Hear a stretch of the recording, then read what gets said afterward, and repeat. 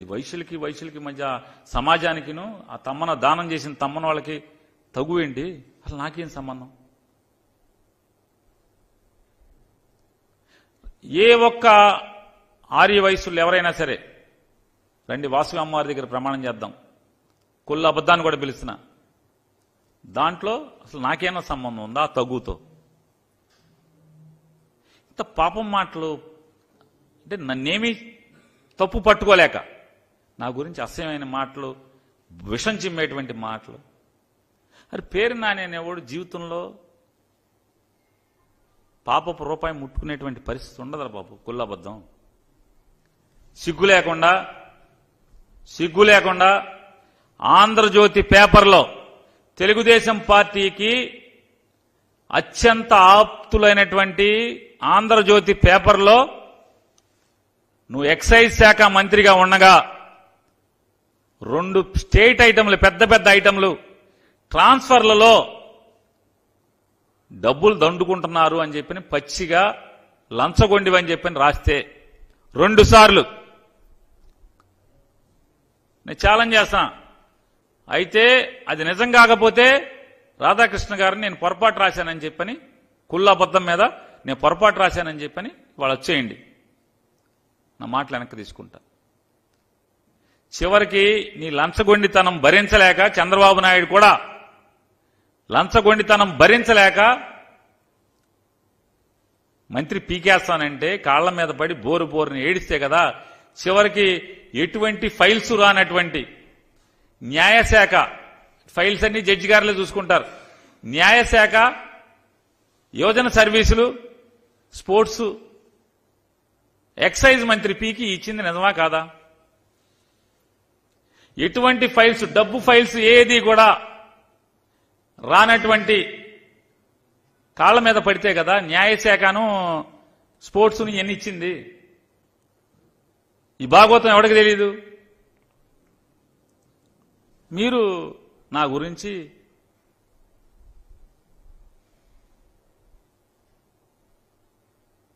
ఏదో మాటలు,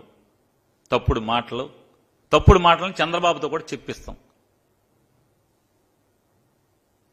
ఇవాళ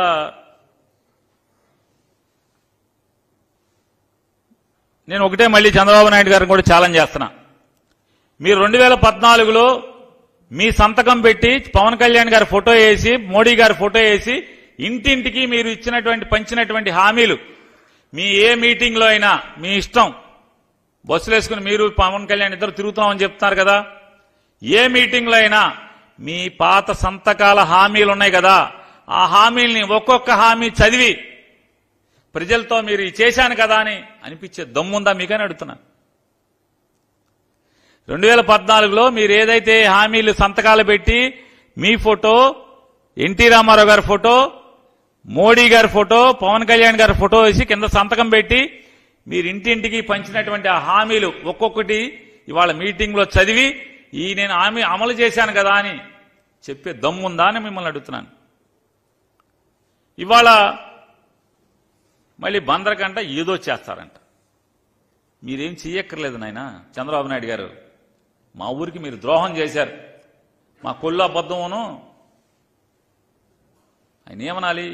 నా గురించి మాట్లాడుతున్నాడు, మాట్లాడకపోతే బాధపడతాడు. ఎదవనాలా? మరి మీటింగ్లో మాట్లాడారు కదా, అట్టు పెట్టాలి కదా.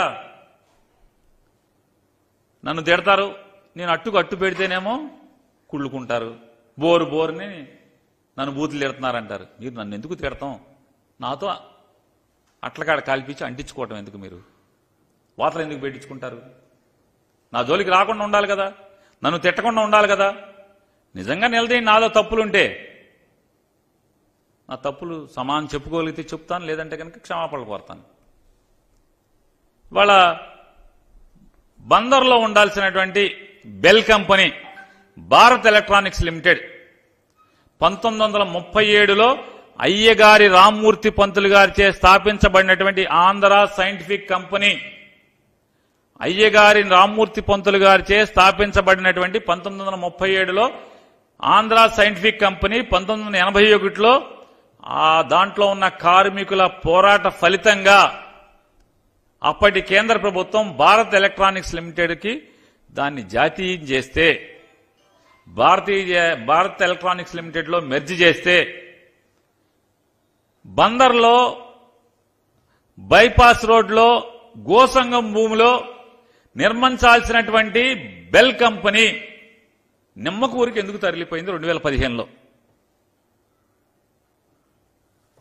ఒకసారి ఇంత అద్భుతమైనటువంటి ఈ ఫ్యాక్టరీ, ఇంత అద్భుతమైనటువంటి ఈ ఫ్యాక్టరీ బందర్లో నిర్మాణం ఉండాల్సిన దాన్ని నారా లోకేష్ నిమ్మకూరిని దత్తత తీసుకున్నాడని చెప్పని మా కొల్లు అబద్ధము. చంద్రబాబు నాయుడు నారా లోకేష్ కలిసి బందర్ నుంచి దాన్ని నిమ్మకూరు పట్టుకుపోయారా, పట్టుకుపోలేదా? 1937 నుంచి 2015 దాకా బందర్లో నడుస్తున్నటువంటి BEL company, Bharat electronics limited company నిమ్మకూరికి ఎలా తరలిపోయింది?